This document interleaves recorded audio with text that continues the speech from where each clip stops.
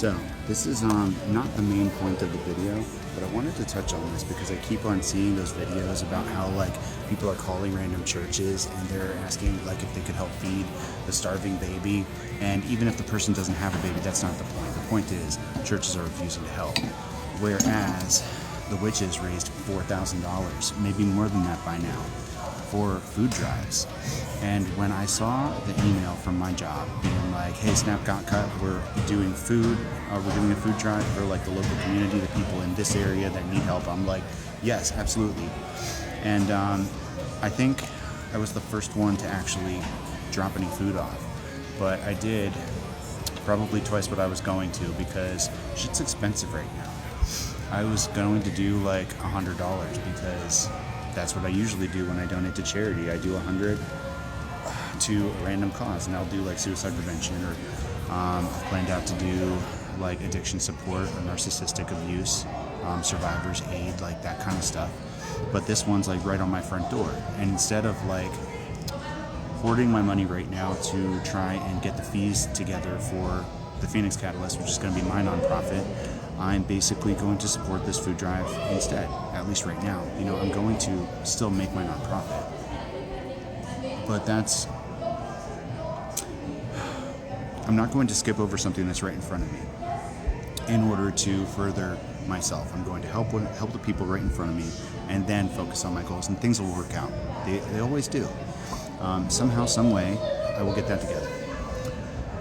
I've got a little time, but baby formula, that's where I was going with this. I keep on seeing that the witches are raising all this money and food for the people in need, and the Christian churches are not helping people.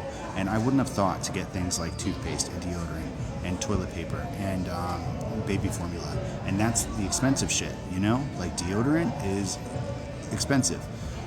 Baby formula is expensive. Not even a huge container is $30. It's nuts. But like these are the things people need. It's not just food. It's not just canned goods. It's toilet paper. It's deodorant. It's toothbrushes. It's toothpaste. It's pads for tampons. You know, like all that kind of stuff. So if you're donating to people in need through food banks or through whatever nonprofit, make sure that you get that kind of stuff. And if you are, all right, I guess that's where we land on that. But back to the actual message here. I got my refund from the greenhouse, and it just so happened to hit my account at the same time as I was buying this food. So it's almost like the money that I spent on that greenhouse immediately covered the costs of the food that I donated, which is amazing. And that meant that I still had enough money to buy personal training sessions. So I ended up buying the personal training sessions, and I don't have them scheduled yet. I don't have it planned out to the point where I'm like, okay, this day we're doing these. But I saw them working out today. Today I saw a group of personal trainers here, like 4 or 5 of them. I think it was 4. And they were all learning exercises and watching each other's form together. And it was so cool because they're still learning too. They have this camaraderie, this tribe mentality. And I was just like in awe the entire time of watching them do these workouts. It was like honestly like watching Divergent, like the Dauntless. It was kind of like watching them in action. And you know, it's not so dramatic as jumping on trains and like learning combat and weapons and guns and stuff like that, but it's people that are in this like physical state, that are very athletic, that are very like high energy, vibing off of each other, learning together in a totally safe environment that actually allowed them to have fun while doing it. And I want that, you know? They're actually walking by, they're just finishing up. I want that. I want coworkers that I could have that kind of fun with. I want an environment where you're constantly learning and growing and changing with each other. I want to reach goals with the people I'm around. And it felt like a big step. I've said that a couple times this week. It felt like a big step a bunch of different times. We're making progress, no matter what it looks like. And I'm down, I haven't weighed in again, like on a Saturday. It hasn't been a week yet, but I did a midweek check-in, and I'm down like 4 pounds so far this week. Fingers crossed that keeps going.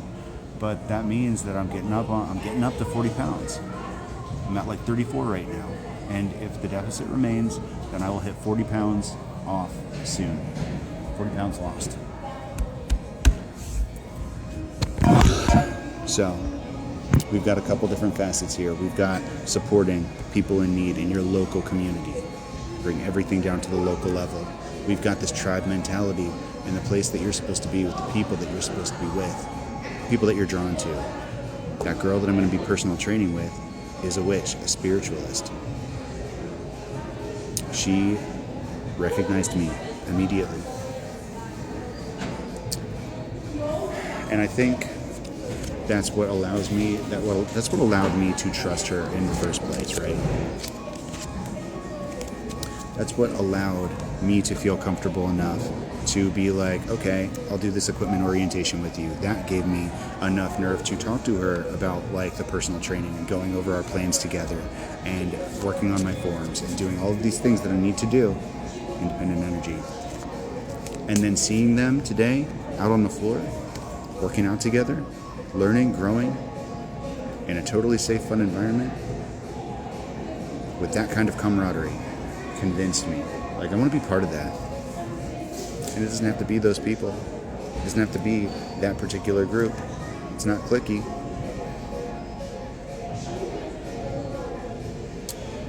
But something like that, you know?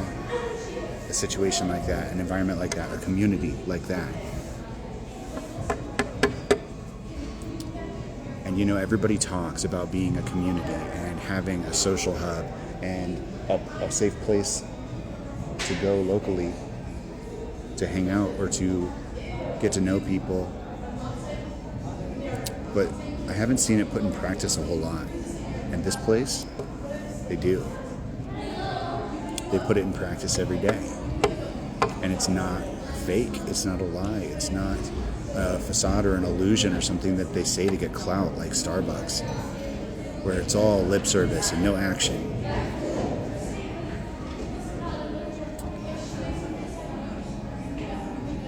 Mission in motion. Can we get a message, Spirit? Four of Pentacles. Six of Pentacles. One more? No more. Maybe that one. We've got the Four of Pentacles, the Six of Cups, and the Queen of Swords. And what that's saying to me is that in the past you've been very guarded, you've been very withdrawn, cloistered. That opening up to people, creating friendships, social bonds, community, was not something that felt like an option. You always felt like you were on the outside looking in. And I think your message here is to get involved. And I'm also getting that this is about like, not just involved in a humanitarian Aquarius kind of way, but this is involved in like, join a class, you know, start taking glass blowing, you know, Tai Chi, yoga, something where you have to actually get out and interact with people in a group setting where you can develop those familiar connections. This is a choice that you have to make, because if you want what you want, and these are the things that you're headed towards, you have to take action towards it. It's manifestation, right? You have to take actions towards your goals. You have to choose it. Because when you choose that path chooses you.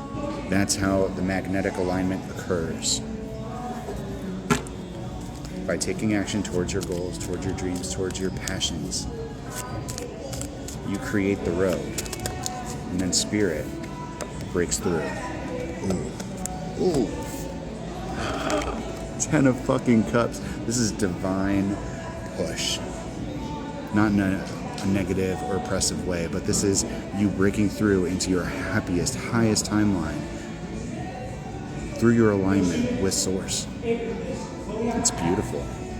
I'm so proud of you guys. I'm so proud of me. You know how much work it took to get to